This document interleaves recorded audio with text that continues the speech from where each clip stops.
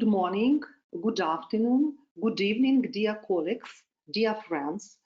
It is my great pleasure to welcome you all today. My name is Irina Pinchuk.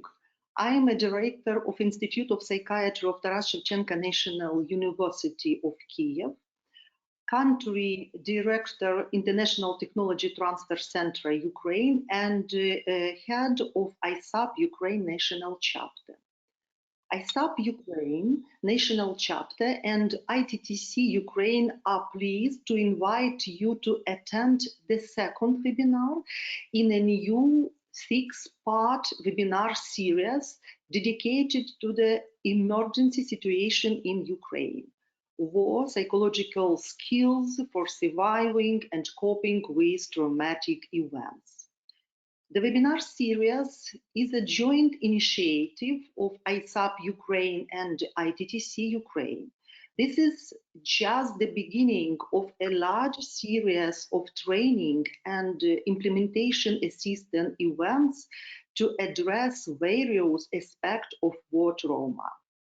Last week, on Thursday, we held the first webinar where we talked about support of adult population in times of war. The second webinar today will specifically focus on first aid for children. According to the Prosecutor General's Office, on May 25, more than 670 white children were injured in Ukraine as a result of Russian aggression. According to official information from juvenile prosecutors, 238 children died and more than 433 were injured. Unfortunately, these figures aren't final, since they are being established in place of active hostility in temporarily occupied and liberated territories. According to United Nations estimates, as a result of the Russian war in Ukraine, more than 8 million people residents have already become internally displaced. More than 4 million left Ukraine. More than 50% among them are children. We understand the consequences of the situation in Ukraine and the need to train specialists. So it's my honor to introduce Dr. Patricia Watson. She is a psychologist working for the National Center for PTSD. She received her PhD in clinical psychology at Catholic University and completed a postdoctoral fellowship in pediatric psychology at Harvard Medical School. Prior to joining the National Center for PTSD in 1998, she was a Navy psychologist for 8 years, working with adults for 4 years and children and family for 4 years. She served as Assistant Director of Terrorism and Disaster Program for the National Center for Child Traumatic Stress from 2007 to 2010, and as an Assistant Professor of Psychiatry at Dartmouth Medical School from 1999 to 2010. She has collaborated with federal working groups to create publication for public and medical health interventions following terrorism, disaster, and pandemic flu. She has co-edited books on disaster behavioral health interventions and numerous articles, guidance documents, and chapters on disaster mental health, combat and operational stress, early intervention, and resilience. She is indeed a world-class expert in this area, and Ukraine is getting assistance from the best professionals possible. I would like to inform our attendees of the webinar that you can send us your questions in the chat during the presentation. please find the chat in the Go to the Webinar Control panel, and also you can have the information about the interpretation in the chat. If time is not enough, questions by email are welcome. So, Dr. Patricia Watson, the floor is yours. Thank you very much, Irina. It is my pleasure to be here. And I am going to show my slides now. There is a great uprising of care and concern amongst Americans for what you all are going through, and I'm very happy to be able to be here and be a part of what you are doing to care for children and families.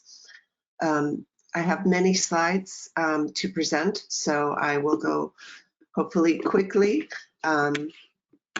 and we will hopefully get through this together and have time for questions.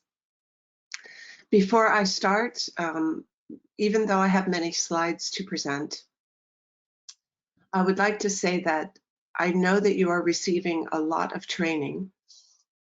So I always have a slide at the beginning of my presentation that conveys these 5 empirically supported principles.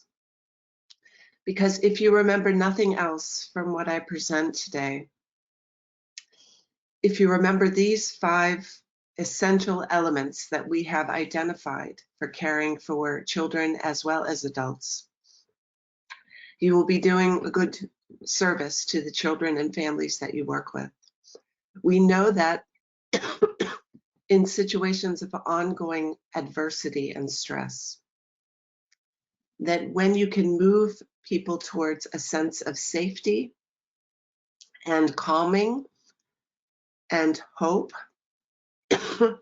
and connectedness, so they feel social support, and self-efficacy, which is a feeling that they have the resources or the ability to get through what they're faced with, then you have done very good work. Excuse me. So what I'm going to present to you now, much of it is based on these 5 essential elements, and you'll see the thread woven throughout the presentation, that each time that you meet with somebody, your goal will be to find out how safe they're feeling and move them in that direction, to make them feel more calm, to make them feel a sense of hope, to help them feel connected with others, and to help them feel like they have resources and the ability to get through this. We know that one of the things that you're going to be faced with is children who are unaccompanied. And so I will say that very important, just as a starting point, to find out basic information if there are authorities who are keeping track of unaccompanied children, to move in the direction of notifying authorities and to provide basic needs and accurate information to children about who's there to supervise and what they can expect in the next step. And then to do your best to make a plan so that children are always supervised until either a family member or somebody can take over to take care of those children. And we will also be working towards helping children with reminders, helping them to know that there will be things in their environment that will be reminding them of what they've been through and what they're going through. So to help them try to identify things that might be distressing for them, and then help them find very simple ways to cope with those distressing reminders. Reminders can help children be reminded of things that were traumatic for them, things that were reminding them of loss, and things that just remind them of the changes in their environment. There's a very good chance that they will be surrounded by these reminders at all times. So part of your job is to help them know that there will be things that around them that will be distressing for them, and then to find very simple ways to help them with those reminders. I'm going to pause just for a moment because I'm realizing that part of what has happened is that the slides that I'm presenting are not the slides that I wanted to present. So I'm going to take a moment and open the appropriate slides. Okay, here we are.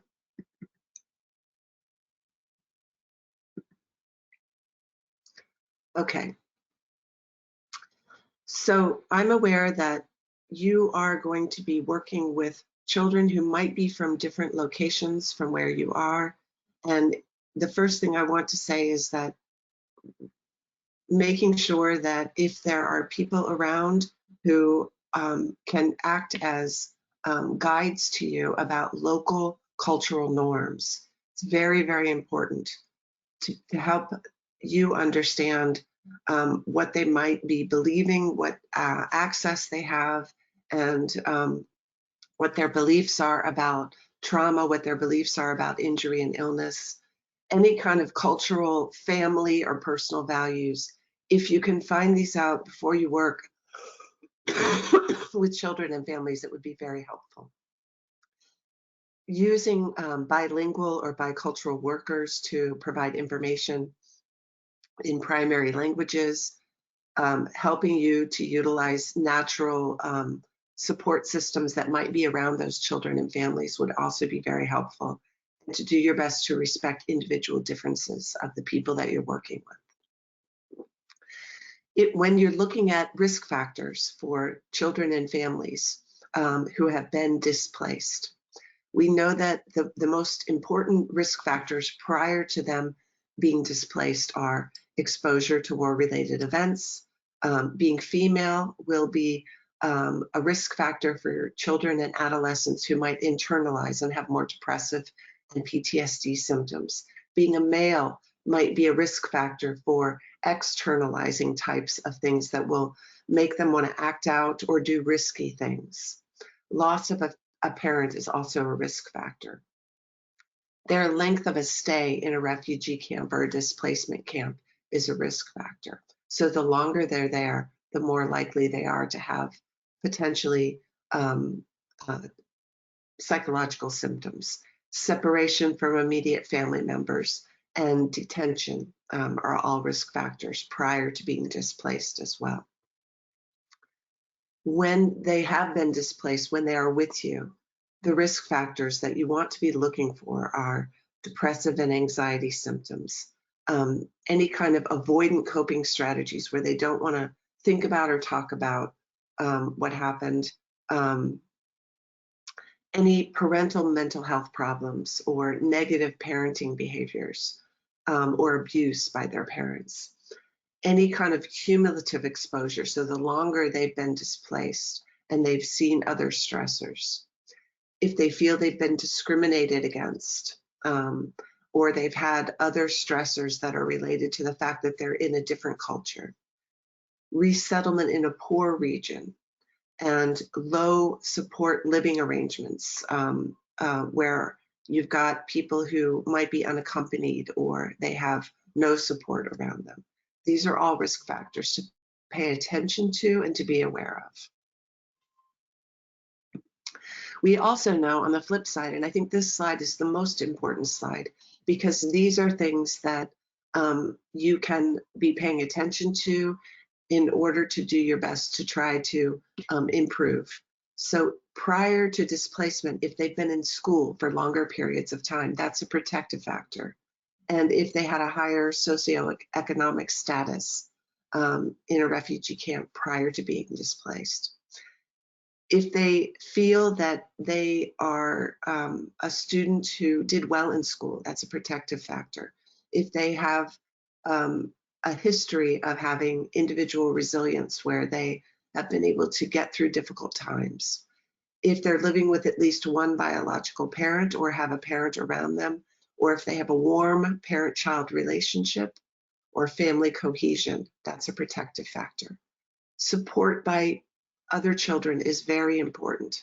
So if there are ways that you can improve children being together and supporting each other, that's a protective factor. And the closer they have in terms of relationships with those other children is also a supportive factor. Any kind of connection to school, an environment that integrates the culture, and any asylum that's granted in the host country are also protective factors. So from my perspective, what we have seen, if you are able to do nothing else than facilitate social support, both amongst families as well as amongst children where you are, that can be a strong protective factor in the children that you're working with. Some of the lessons that have been learned in working with children who are refugees are to develop any kind of improved means of protection for those children. Keep them protected from reminders, keep them protected from any kind of abuse, keep them protected from being harmed in any way. Carefully monitor children who are orphaned or who are not accompanied by their family. Develop a way to trace and reunify extended family members with their children. Plan for immediate psychosocial support for children and families so that they're surrounded by other children, that they have other people around them who they can do things with. And evaluate restrictions on privacy from responding agencies that might prevent reunification with other family members. Plan for availability of physicians to care for children with medications, particularly psychiatric medications, if a child is in need of those. We also know that assisting parents with parenting is very important, that they need to know that even though they may have been a very firm and harsh parent in the past, this is a time to be more allowing, more loving, more attentive, if possible, for their children so that the children feel loved and supported. And we know that if you have volunteers amongst you who are transitory, they come and go, that might interfere with some of what you're trying to accomplish because there's a lack of continuity of care where children get attached to certain workers and then those workers leave. So do your best to try to keep the workforce as stable as possible. I know that's not always possible, but do your best. And as much as possible, establish routines in wherever the children are. You know, that they know that at a certain time of day, food will be provided. At a certain time of day, they're able to go do certain things, that kind of thing. We know that the impact is going to show up differently for children of different ages. In toddlers, generally ages 1 to 3, they are more likely to take their cue from their primary caregiver. So whoever is taking care of them, they're going to be paying attention to how that person reacts. If that person is able to stay calm and steady, you're going to be more likely to see the children being calm and steady. So it may be your job to be able to tell caregivers how important it is for them to stay as calm as they can when they are around the child. You might be expecting to see from these children that they're more likely to be irritable or sad or withdrawn, that they may be more likely to show temper tantrums because they're so distraught. So those are the types of things you'd be seeing in children of this age. As they get older, children ages 3 to 5, they may feel confusion or surprise. They may feel a sense of guilt that what's happening is related to something they did or didn't do. You may see disruptive behaviors in these children, again, temper tantrums, or they may regress. So if they have already been a child who is potty trained, they may regress back to needing a diaper or needing care with their potty behaviors. They may show signs that the change is very stressful for them. So having caring, loving people around them is very important. And they also tend to take their cues from their parents or their caregivers. So again, helping parents to be calm with their children, talk with their children, talk with the children they're caring for, about being in the present moment, and we're all here together and we're going to take care of you is very important. We also see in school-age children signs of sadness or anger, anxiety about being separated from their caregivers, guilt, loneliness. They might feel responsible for certain aspects of what's happened. They may show that they're upset by acting out, by not listening to their parents, by running around and showing signs of being anxious or irritable. It may be that what they're showing is that they have headaches or stomach aches or something's bothering them physically. And some children may seek attention, feel like they're not getting enough attention from their caregivers. In terms of adolescence, you may feel when you're with them that they have this sense of foreshortened future, that there is no future in front of them, and they feel kind of lost or anger, or it could be that they're in denial of what's happened, and so they're trying to, live in a wild way, just, we can do whatever we want. They may have a sense that growing older equals a growing awareness of danger, so they may withdraw into themselves and want to stay a certain age so that they don't grow older and they're not at risk of being exposed to more danger. And you may also see in some adolescents that they become very parental.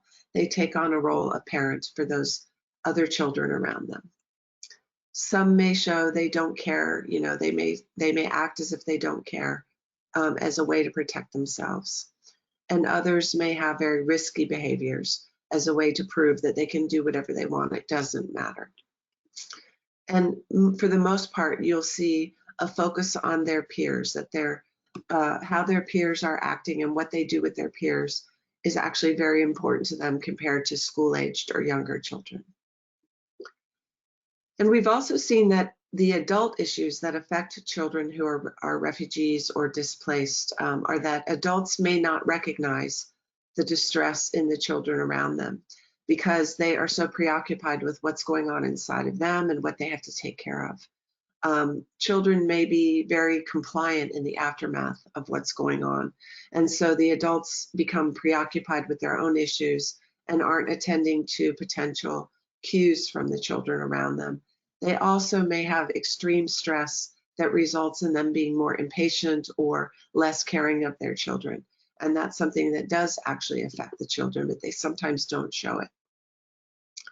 So what we found in terms of interventions are that in the immediate phase, when people are still having a great sense of threat, a great sense of chaos in their life, that psychological first aid is very important, where you're focused on providing warmth and support and safety and access to information that's accurate and access to basic resources. This in and of itself is considered to be the preferred way of intervening early on. In the later phases, I'll talk with you a little bit about other interventions that might be applied. And we generally tend to apply a stepped care model, which is giving information and then providing psychological first aid for those who might need more support, providing an intervention that we call skills for psychological recovery a little bit later down the road. And hopefully, if you've been able to give information and psychological first aid and some skills training, you're less likely to have people who need treatment, and fewer people will need more formal mental health treatment as time goes by. Some of the principles of any child-specific interventions are that you first aim to restore a sense of safety. You may not be able to restore absolute safety, but moving people towards a sense of safety, that there are people around them who care for them, that they are now in a safe place, is very, very important as a foundation. And what we try to do is work with children and families in a way that's very participatory, that they become involved in helping others, that they become involved in being a part of providing resources, and that adults become advocates for the children around them. That you do your best to take a life course perspective so that you know that younger children are going to behave differently than older children and adolescents and adults. And you try to create environments that enable children to heal by being able to be close to their caregivers and other adults who care for them, by having other children around them who they can engage with, by having activities that make them feel like they're in the present moment and not reminded of the past, that they have support around them from parents or caregivers or other families, and that you have some child-focused interventions that are brought in over time. In terms of psychological first aid, what we know about psychological first aid is that building a rapport with children and families is very important. So being a person who's friendly, who is caring, who is providing activities and providing resources and support is very important, just as a foundation. And what you're trying to do is be very supportive and collaborative with children, families, and the people in your immediate environment. We know that timing and context is crucial. So you may be faced with children who aren't wanting to talk with you at the beginning. The more they get to know you, they see that you're a friendly person who is there to provide resources, who obviously cares, the more likely they will be to engage with you, to be having conversations with you, to be comfortable with you. We also know that psychological first aid is not meant to address all issues. It is really set to provide a foundation for children and families so that they can get their feet back on the ground. They feel more comfortable. They feel they have food and shelter and other resources so that they can feel more safe and more able to have conversations with people. And we're aiming with psychological first aid to provide very small steps towards children and families feeling like they can recover from what they've been through. In many ways, as you're working with older children and adolescents, it's a bit like a coaching model where you're providing them information about coping and about what they can do to move in the direction of feeling better and recovering from what they've been through. Our psychological first aid model that we developed with the National Child Traumatic Stress Network has 8 core actions. And I'm going to go through them very quickly. But the first core action is to just provide contact and engage with families. Respond to people who seek you out first and be compassionate and helpful. Make very quick contacts to as many as possible who you can contact with. Let them know who you are, what you're doing, why you're there. Let them know what you have to offer. And be very sensitive to culture. So if this is a culture that it's more important to make contact with the caregiver versus the child, then be sensitive and respectful of that and adapt to the developmental level of the child. The earlier children might just respond to a smiling face or someone who has food or maybe a simple toy that they can play with. And as they get older, you may be able to have conversations with them. And as they get into teen years, they may be able to be enlisted to help you. You know, would you like to come with me? I'm going to be passing out food. Would that be something that you'd like to help me with? So depending on their developmental level, they can get engaged with you in different ways. And one of your primary tasks will be to support the caregivers, to let them know that you're there to support them, to give them shelter and food and other resources, to talk with them about the needs of their family. And don't assume that everyone needs your help. With psychological first aid, you may be just attending to people who seem to be more distressed or who have more of a need.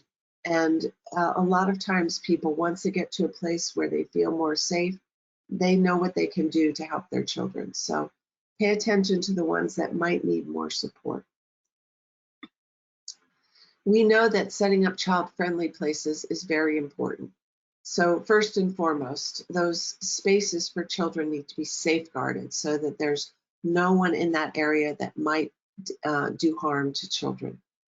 They should be supportive and inclusive of different ages, different types of families, different types of children, and reunification is a top priority. So you may be having one or a few people on your team whose primary job is just being able to find extended family or extended support for those children. Maybe just somebody from their local area. It might not be a family member, but somebody who they recognize from where they grew up. It should be flexible and adaptable to the needs of the children in that space. Low cost obviously is very important. I will send a list of low cost activities that you can use with children that don't involve don't involve spending money on toys or that kind of thing. Support for children of all ages is important. So older children may be needing different types of support, different types of activities than very young children. Quickly and easily set up is important. Clearly defined spaces for children are important. Focus on an exit and transition strategy so that children know that you may not always be there. They know that you might be there for a certain period of time, but that at some point where they are will be shifting and the people who are supporting them might be shifting out. Making sure that materials are safe and clean and restocked quickly if they're consumable. So if you have food needs, that those food needs are always being resupplied and that it's appropriate to age and capacity and culture. The second core action for psychological first aid is to focus on safety and comfort. The psychological first aid core actions are set up like a recipe book. So you pick and choose from these core actions depending on the needs of the children around you.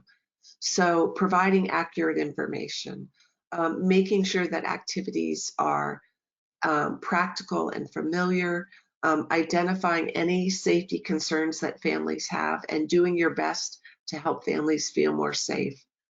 Monitoring technology usage, because we know that it's natural for people to want to stay informed about the news from where they've been.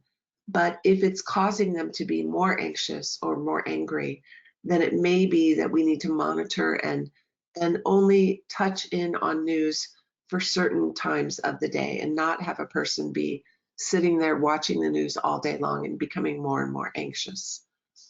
Shield students or children from highly distressing information, from highly distressed individuals, and from reporters who might be coming in wanting to interview them. And recommend to families that the children around them, the adolescents around them, maybe only view media at certain times of day. And lastly, attend to grief issues where children know that they have people around them who care about them, that even though they may have had losses, that you're going to help them make meaning of those losses. You're going to help them honor the losses. You're going to help them get set up with people who can keep them safe and comfortable in the present moment, even in the face of the losses that they've had. You're going to talk with them about what they would prefer in terms of grief and mourning and help them feel comfortable with making sense of their losses in a way that is accurate to their developmental level. Younger children, it's not a situation where they need to talk about it necessarily, but they just need to know that they're safe, that they have people around them who care about them. Older children and adolescents might want to do some artwork in honor of the losses that they've had, or to have a conversation about those losses.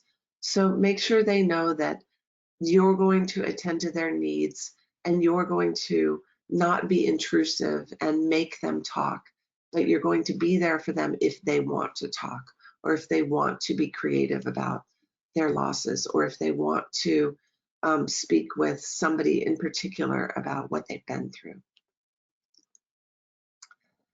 Stabilization is one of our core actions that is there as needed. It might not be one that you need, but you want to make sure that you're focused on not adding to an overload in children by forcing them to talk or giving them too much information, that you're going to be focused on calming activities that will be naturally calming for them. Sometimes blowing bubbles or learning how to breathe quietly is helpful for children. Sometimes running around and being active is calming for children. So focus on the things that would be calming for those children. Address their immediate concerns. And if there's a need for adapting support for disabilities or impairments, that you work together as a team to figure out how to adapt for certain impairments that children might have, hearing impairments, physical impairments, cognitive impairments. You might want to steer adolescents away from being impulsive. If they want to just run off or hurt themselves or do something, you may want to give them distracting activities or encourage them to ground themselves in the present moment by taking a walk or paying attention to the things in their immediate environment, telling you the different colors they see around them, taking breaths in between each color that they identify, that type of thing, something that's very grounding for the present moment. The next core action has to do with gathering information. And this is something that you will use, again, as needed. You may want to ask children and family members, how are you doing now? What are your immediate needs right now? The goal is to really be focused on their immediate needs and concerns. And if you need to ask them where they're from or what happened to them, be very careful about that. We don't want to encourage people to get re-immersed in what happened in the past if they're not ready to talk about it. So the goal isn't to get people to talk about what happened to them. The goal is to keep them focused on what they need in the present moment. If they want to talk about what's happened to them, that's another story. Then be available for them, listen to them. But our goal isn't to force them or to help or make them feel pressured to talk about what happened to them, because that could be overly distressing for them. And we don't want to cause them to be more distressed than they have to be. So what we want to really focus in on, how has it affected them in the present moment? What can you do to help them in the present moment? What concerns do they have? Is there anything that's bothering them about the present or the future that you could help them with? And ask them if they want to discuss anything else and be available for what they want to talk about. Your goal with gathering information is really to focus in on practical assistance. And this is probably the core action that you'll be using the most out of all the core actions, where you're trying to identify their immediate needs, create a plan for addressing their needs, and focus in on realistic solutions. You may not be able to meet all their needs. So your goal is to try to meet them in whatever way that you can and empower them to try to figure out what they can do in the present moment to support, if it's a caregiver, to support their children, if it's a child, to support the other children around them, if it's a child, to help their family, in whatever way is needed in that moment. And, help them to meet their own needs so that they feel more in control. And I want to say one thing, it can often feel amongst helpers that you're not doing enough, that you could never do enough to help these children or families. But I want you to think through that the fact that they're surrounded by helpers now is in and of itself is a shift from where they've been to where they are right now. So the fact that you're there and you're willing to help gives them a different environment. They're surrounded now by people who want to help, who have compassion. And even if you're not able to help as much as you would like to help, just the fact that they are there with people who want to help is an important shift for them. It brings them into a present circumstance, which may be very different from the circumstances they're coming from. So remind yourselves of that at all times, that you are a group of people who care enough to want to be there, assisting and providing support. And that in and of itself is a huge shift for them. So it's something to be reminding yourselves of, even as you feel that you can't possibly do enough. Okay. Another very important component of psychological first aid brings us back to those protective factors that I talked about at the beginning. Remember that social support is one of the most protective factors that we know in people that have been faced with adversity and trauma. So whatever you can do to facilitate social support will be protective for children and families. So you yourself might be working with caregivers and being a supportive presence for them, where you reflect back to them what they've told you so they know that you're listening, that you give them supportive comments where you're saying, you've been through so much, I can't even imagine what it must feel like. It's amazing to me that you're here and that you're helping your children and that you're, alive and that you're working towards providing a different circumstance for your family. So empower them in whatever way that you can by giving them resources, by letting them know what's available, by encouraging them to talk with each other, by encouraging them to interact with others, and have conversations about separation, loss, and displacement. Be a supportive presence yourself. Encourage them to reach out to others who seem to be withdrawn, so that people are supporting each other in whatever circumstances they're in this current moment. We also have a lot of information in our psychological first aid guide about positive coping. And this guide has been translated into Ukrainian in a mobile app. And so if you can get access to the mobile app, there are very specific coping strategies. We know that social support is one of those coping strategies. We know that people focusing in on the present moment and taking very small steps towards getting their needs met in that moment is a positive coping strategy.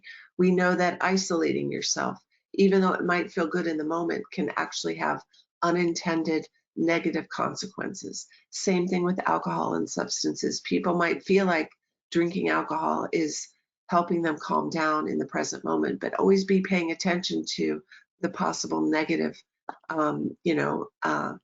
unintended negative consequences that might have, and talk with them about that. Let people know that there may be developmental delays that are a result of what has happened, but that's okay. They can work with their children at whatever level those children are at this moment and move them towards making progress in their development. And encourage people to take care of themselves in whatever small ways they can, to be loving towards each other in whatever small ways they can, to be supportive of each other in whatever small ways they can, and to try to be patient with themselves and those around them. And lastly, it may be your job to link people with more intensive collaborative services if you see a need for them. If there's a child who needs medication, if there's a family member who needs medication, it may be your job to get them connected with physicians or child psychiatrists who can provide those kind of medications. It may be that your job to promote continuity, where you're getting people reconnected with family members or extended family members or other people from their town or culture that might make them feel more like they have support around them that is familiar to them. Work closely with schools, with mental health providers in your region to bring them in as needed.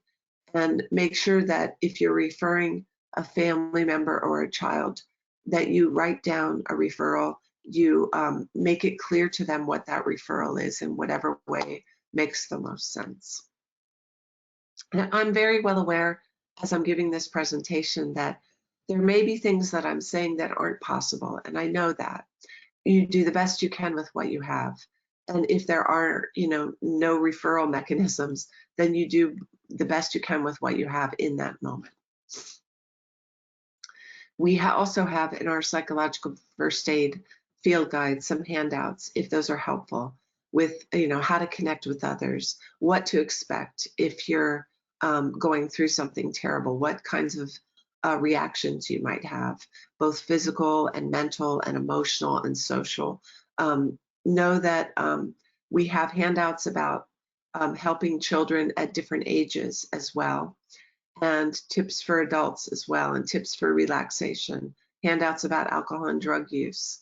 And we have tables like this of specific handouts for parents, what to do if your child has problems sleeping or has worries, or if they cry or complain, or if they have problems with eating. And again, at different ages. So this handout is for infants and toddlers.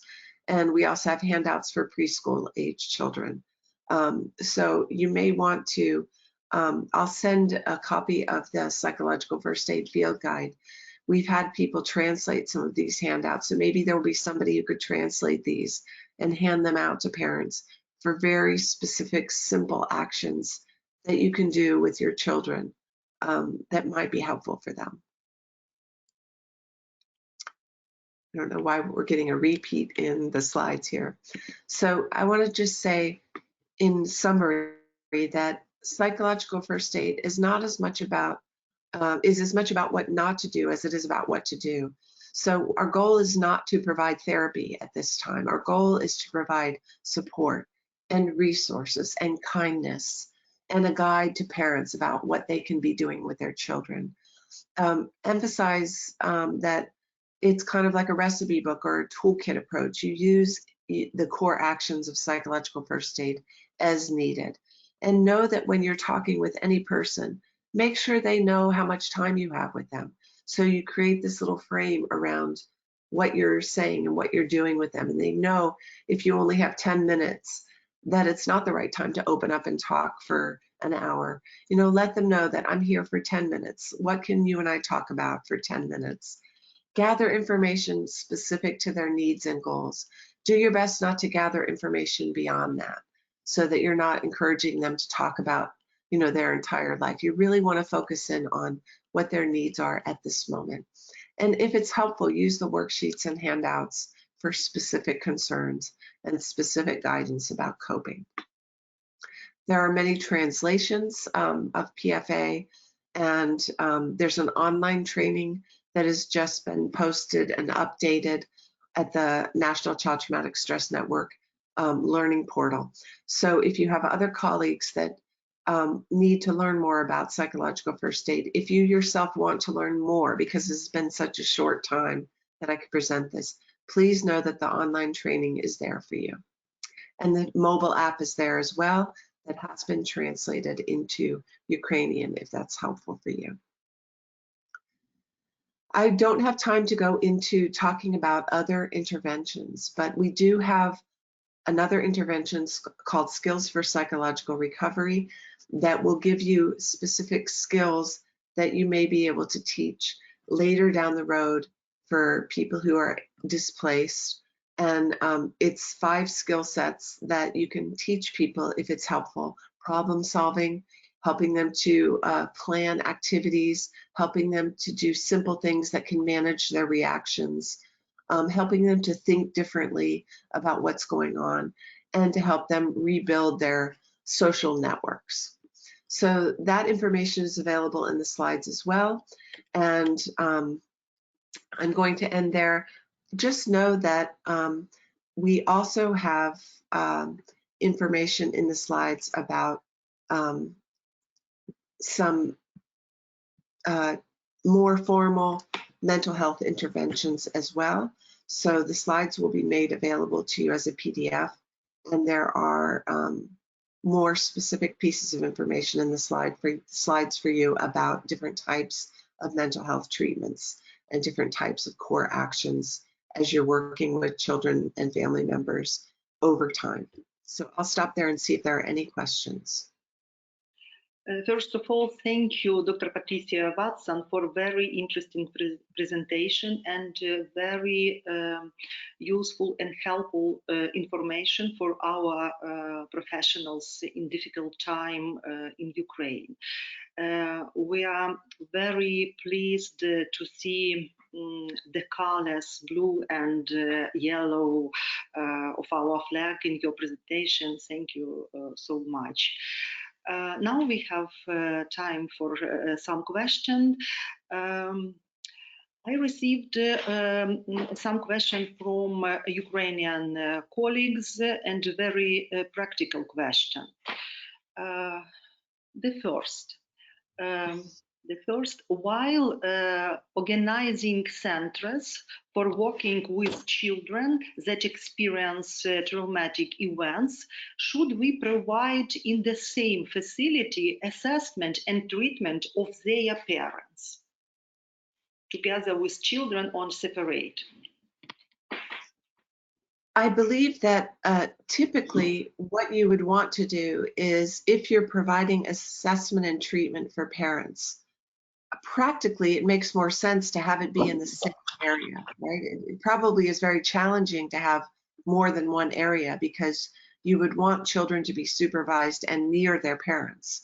However, if you are providing psychological treatment for parents and you think that they're going to become upset by what you're doing, they might be crying or being angry or upset, then ideally what you would want to do is have the children supervised in a slightly different area while the parents are talking with you. I know that's not always possible. So if that's the only way you can provide it is with the children nearby, if you can find a way to have them at least be distracted so that they're not concerned about their parents' emotional reactions, that would be ideal. However, if the only way you can provide it is with the children nearby, it's probably better for the parents to have treatment than not to have treatment. Just do your best to let them know that children are going to be affected by them if they're distressed or distraught. And so if there's a way that they can attend to those children afterwards who might have been affected by seeing them cry, let the children know, I was crying, but I'm okay now. I was getting help, and it's okay to cry when you're upset, but so that's why I was crying. But now let's, talk about other things, or let's, just know that we're all together and we're okay, and it's okay to cry when you're upset, and now we're going to do something else, just so the children know what's going on, that they don't think their parents are getting upset for no reason at all. Thank you very much. The next question, should we screen every child in Ukraine what come from the regions where the active war battles were held? My experience has been that that is usually impossible. There are usually too many, and you will exhaust yourself trying to screen everyone. So typically what you're looking for is, you're looking for signs of distress. You're looking for children who may have been more closely exposed to what was going on. You're trying to triage so that you're trying to make screening for children who are most likely to need intervention versus the children who are less likely to need intervention. I say that only because I'm not aware of what your resources are, and I don't want you to exhaust yourself by trying to screen every child. Excuse me. If you do have the capacity to screen, of course, but we also don't want the children to get the impression that every child who is in a war is going to have mental health impacts, okay? We want them to know that the vast majority of people who are in wartime situations, they may become distressed, but they're also resilient. So we don't want to give the impression that we need to have mental health treatment for every single child, okay? That can make them feel like they're damaged or that something's wrong with them. So generally what we want to do is provide resources, provide support. And if you have some concern about specific children, then move towards more specific screening for those children. Thank you very much. The next question, thanks for this informative session. How are you dealing with children who have lost their parents, especially when they are in distress? And we received the same question, how we can explain children if parents is missed. We don't know where the parent is dead or alive. So I would say that this is probably the situation with the most that is the most distressing for helpers. And generally, what I've found people to be good at doing in shelters is to create an environment where children know that no matter what happens, they will have adults around them who care for them, and that you're doing your best to find parents, that you're doing your best to find family members, and you're doing your best to find people who they grew up with or people that they might have known. And that it may be that they lost their parents, but that there are people around them who will always want to help. There will always be people around them who are caring, and that you're doing your best to get them reconnected with somebody who can be a primary caregiver for them. And children, if they need to cry and they need to have somebody there to cuddle or to, be there for them who's a safe presence, then be that person for them. But they also need to know that there are people around them now who care for them and who will continue to be there. And it may be that people come and go, but you're doing your best to make sure that they're cared for. It's obviously one of the most heartbreaking of all circumstances, but I think for helpers to stay as much as you can grounded in the present moment. We are here, we care for you, we love you, we're doing our best to get your needs met. And even though there's been tremendous loss, we're all in this together, and we're all here together, and we're going to take care of each other. So the goal is to try to get them focused on the present moment and grounded in the present moment. Thank you, Dr. Patricia. And maybe last question. In a situation with many parents who are highly stressed, being unable to recognize how stressed they are, how would they be able to help children in distress?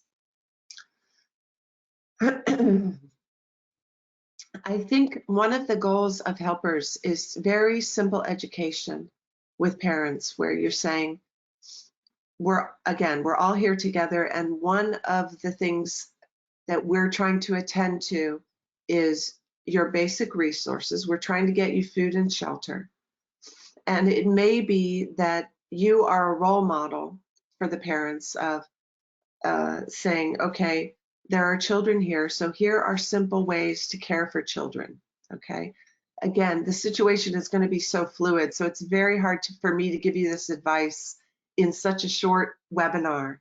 But just know that there may be simple ways that you can give parents the message of, I know how stressed you are, I know how overwhelming this is for you. Don't forget that your children are there too, and they're also overwhelmed. And what they see you do is going to make a big difference to them. So if there's any way that you can take a moment to just be with them, to be calm with them, to teach them how to, be in this, because they're looking to you to be their teacher right now. I know, and if that's impossible for you, let us help you. Let us help you. Tell us what we can do to take some things off your plate so that you can spend a moment with your child. So do your best to try to support them and teach them simple ways that they can be with their child, doing simple things, because it really does make a very big difference to the children. And if they know that they have that as a very important role right now, it might focus them a little bit better.